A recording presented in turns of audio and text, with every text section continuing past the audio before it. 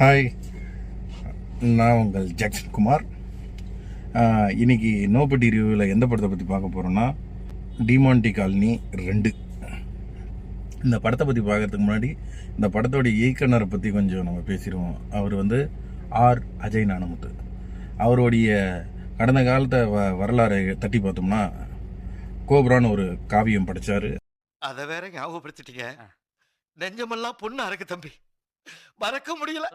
Cobra படம் பார்த்தீங்கன்னா ஒரு ஒரு கணித மையமாக இருக்கும். மேக்ஸ் ஸ்டூடெண்ட் ஃபுல்லாக அந்த பார்க்கலாம், அந்த மாதிரி ஒரு இது இருக்கும்.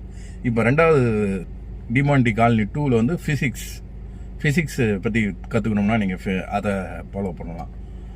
ஏன் சொல்ல வரேன்னா, கடந்த காலத்துலேயோ இல்லை இந்த நிகழ்காலத்தில் வாத்தியாராக முயற்சி செய்து அதனால் அவர் நொந்து அவருக்குள்ள அந்த ஏக்கம் இருக்கு பொழுது, அதனால தான் அவர் ஒரு திரைப்படத்தில் எப்படியாவது ஒரு மேக்ஸ்னு வார்த்தையை கொண்டு வந்துடணும், ஃபிசிக்ஸ்னு கொண்டு வந்துடணுன்ற அவருடைய ஏக்கம் புரியுது எனக்கு.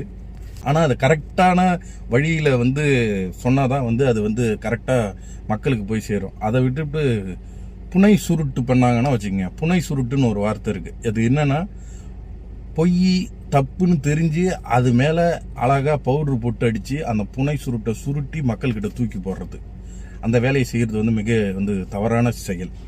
ஏன் இங்கே அதை சொல்ல வேண்டிய முக்கியமான காரணம்னா, நீங்கள் படத்தை கண்ணாமுன்னான்னு லாஜிக் இல்லாமல் எதுவும் இல்லாமல் பார்த்துட்டு போயிடலாம். ஆனால் ஒரு சயின்ஸையோ சில விஷயங்களை நீங்கள் போகிற போக்குள்ள லாஜிக் இல்லாமல் அடிச்சு விட்டு போயிடக்கூடாது.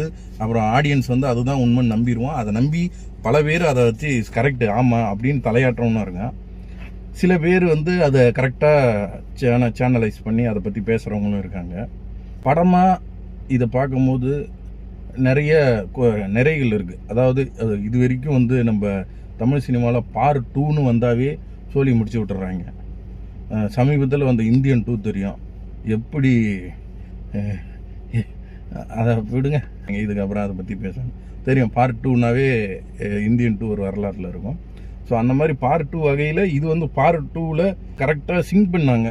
பார்ட் 1ஐயும் பார்ட் 2ஐயும் எப்படி அந்த பார்ட் 1ஓடைய கண்டினியூஷன் வருது அப்படின்றத மிக சூப்பராகவே டைரக்டர் இதில் டெலிவரி பண்ணிட்டார். ஆனால் அந்த ஃபிசிக்ஸ் மேட்ரு தான் புனை சுருட்டில் அழகாக சுருட்டுறாரு. அது என்னன்னா, அது இவர் இங்கே இறந்தாருன்னா அவர் அங்கே இறந்துருவார், இவர் அங்கே எகிரி குச்சார்னா இவர் அங்கே எகிரி குச்சிடுவார், இவர் இங்கே பாத்ரூம் போனார்னா அவர் அங்கே பாத்ரூம் போவார். அப்படின்ற மாதிரி நகைச்சுவைக்கு நான் சில விஷயங்களை சேர்த்து சொல்கிறேன். அவர் இறந்தால் இவர் இறந்துருவான்றது அவர் சொல்கிறபடி குவாண்டம் ஃபிசிக்ஸ்லேயே அப்படி கிடையாது. ஏன்னா அந்த ஆட்டமோடைய அந்த அணுவை பிரித்து இது பண்ணும்போது ரெண்டுமே ஆப்போசிட்டாக தான் இருக்குன்றதையும் சொல்கிறாங்க சில வீடியோக்கள். நீங்கள் கேட்பீங்க, நீ என்னடா ஃபிசிக்ஸ் சாராடா, நீ என்னடா மேக்ஸ் சாராடான்னு கேட்பீங்க. நான் ஒன்றும் அப்படி கிடையாது. ஆனால் பேசிக்காக நீங்கள் யூடியூப்பில் நீங்கள் தட்டி பார்த்தாலே வீடியோவிலே தெரிஞ்சிடும் குவாண்டம் ஃபிசிக்ஸ்னா என்ன, அது என்ன டீட்டெயிலு அப்படின்றது தெரியும். பேசிக்காக செக் பண்ணி கொடுத்தா பேசிக் இது அந்த சுருட்டை சொல்கிறேன், நான் புனை சுருட்டை சொல்கிறேன். இதை பேசிக்காகவே தெரியும். ஸோ இதுமாரி விஷயத்தை அவங்க அப்படி பண்ணது என்னால் ஒத்துக்க முடியல. மற்றபடி அந்த பார்ட் 1ஐயும் பார்ட் 2ஐயும் கரெக்டாக லிங்க் பண்ணியிருக்காங்க. ப்ராப்பராக அந்த சேம் டேட்டில் அவங்க போகிற மாதிரியும் இந்த பார்ட் 2 நடக்கிறதையும் பார்ட் 1ஐயும் கரெக்டாக லிங்க் பண்ணியிருக்காங்க. அதெல்லாம் கண்டிப்பாக பாராட்ட வேண்டிய விஷயம். இந்த ஃபிசிக்ஸை விஷயந்தான் அது எதுக்கு அதை பண்ணாமலே இருந்திருக்கலாமே, அதை யாரும் கேட்க போகிறது கிடையாது. ஃபிசிக்ஸ் நீங்கள் இப்போ அதுதான் சொன்னேன், அவருக்கு அந்த ஃபிசிக்ஸ் வெறி இருக்குது. அப்படி உள்ள இருக்குது. மேக்ஸு ஃபிசிக்ஸ்லாம் நரம்பு நாடிலாம் அப்படியே ஃபார்முலாவாக போகுது. A² + B² அப்படி கையில் போகுது அவருக்கு. ஸ்கிரிப்ட் எடுத்து பார்த்தாவே தெரியும். எனக்கு தெரிஞ்சு நிறைய ஃபார்முலாவும் நிறைய எக்ஸ்பிரிமெண்ட்டும் தான் அவர் எழுதியிருப்பார் போலது. ஏன்னா அந்த வெறி இந்த மாதிரி விஷயத்தினால தான் நம்ம இதை பேசுகிறோமே தவிர, மற்றபடி ஃபிசிக்ஸ்லாம் பேசாமல் மேக்ஸ்லாம் பேசாமல் அதை பேசுகிறீங்கன்னா ப்ராப்பர் தரவோட ப்ராப்பராக செக் பண்ணி இதுதான் அப்படின்ற மாதிரி பண்ணுங்க. எக்ஸாம்பிள், நம்ம ஹாலிவுட்டில் ஒருத்தர் இருக்கார் சயின்டிஸ்ட், கிறிஸ்டோபர் நோலன். அவர் மாதிரி ஏதாவது ப்ராப்பராக ஃபுல்லாக செக் பண்ணி பண்ணுங்க. அதுக்கப்புறம் நம்ம யாரும் கேட்க போகிறோம். இப்படி தப்பான புனை சுருட்டுகளை நீங்கள் சுருட்டி விடும்போது வருங்கால சந்ததிகள்லாம் இந்த சுருட்டை தூக்கிட்டு கிளம்பிடுவாங்க. அதுக்கு தான் நான் சொல்கிறேன், தயவு செய்து இனி வர படங்களில் இந்த சுருட்டாதீங்க. இது ஒரு தாழ்மையான வேண்டுகோளாக கேட்டுக்கிறேன். மற்றபடி இதில் வேறு என்ன ட்ராபேக் இருக்குன்றத சொல்லிடுறேன். லேக் செகண்ட் ஹாஃப்லாம் என்ன, ஃபர்ஸ்ட் ஹாஃப் சூப்பராக கொண்டு வந்துட்டீங்க. அந்த புனை சுருட்டை கட் பண்ணிட்டா சூப்பரான ஒரு ஃபர்ஸ்ட் ஹாஃப். நீங்கள் அந்த விஷயத்த சொல்லாமல் இருந்தீங்கன்னா அவங்க 2 பேரும் இவர் செத்தா அதான் அந்த கான்ஃபிடென்ட்டாக அதை பிரியா பவானி சங்கர் அவங்க கான்ஃபிடென்ட், டேய் நீ 6ஆம் தேதியே இறந்துருப்ப தெரியுமா அப்படின்னு.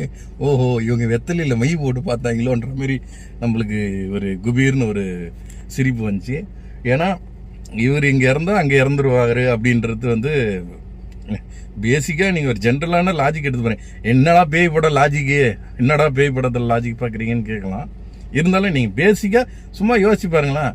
ஒருத்தன் இங்கே இருக்கான், ஒருத்தன் அங்கே இருக்கான், அவனை தள்ளி விட்டா இவன் கீழே வந்து செத்துருவான்றது வந்து கேட்கும் போது சிரிப்பு வரல. அதே மாரி தான் இருக்கு. ஒன்றும் கிடையாதுங்க. நீங்கள் வந்து பார்ட் 1ல் அவர் இறந்ததாகவே வச்சிருங்க. பார்ட் 2 ஒன்றும் போது செகண்டு இன்னொரு அண்ணன்னு ஒரு கேரக்டர் வச்சுட்டீங்க.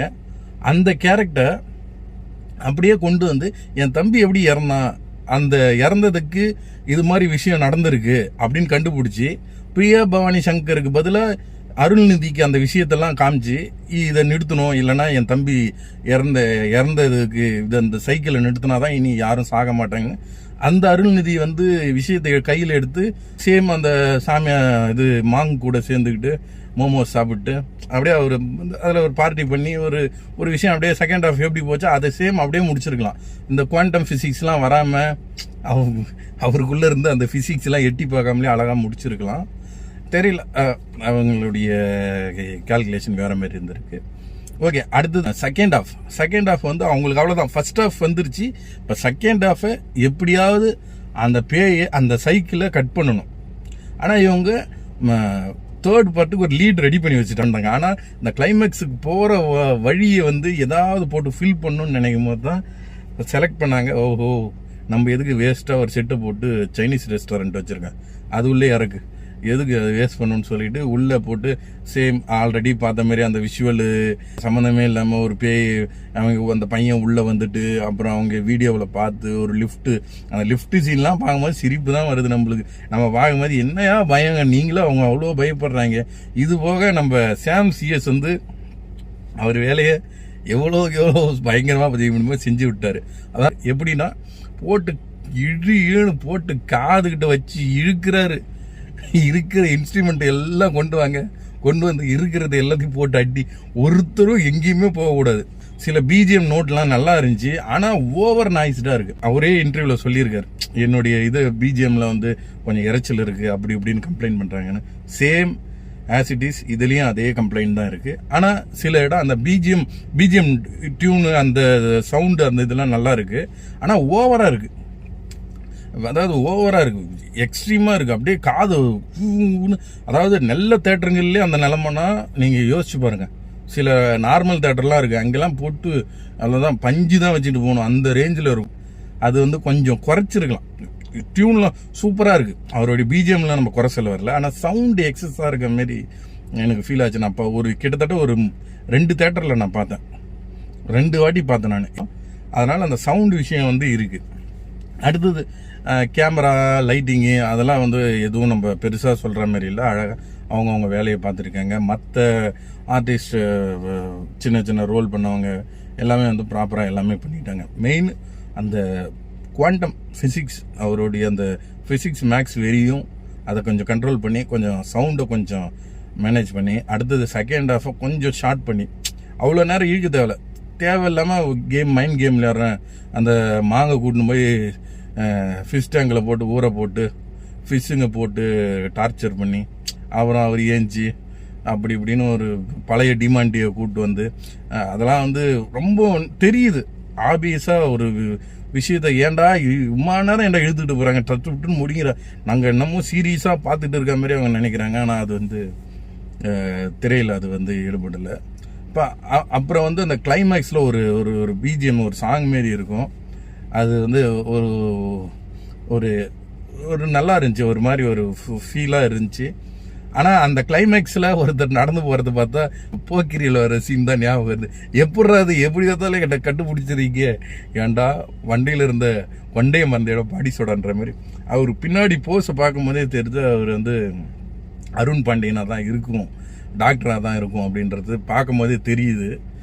ஐ கெஸ் நானும் அருண் பாண்டியனாக தான் இருக்கும் அப்படின்றத நினைக்கிறேன். அது எப்படி அதுக்கப்புறம் அடுத்த பார்ட்டில் அவங்க சிங்க் பண்ணுறாங்க, அவருடைய அந்த கண்டினியூட்டின்றதை பொறுத்து தான் பார்க்கணும்.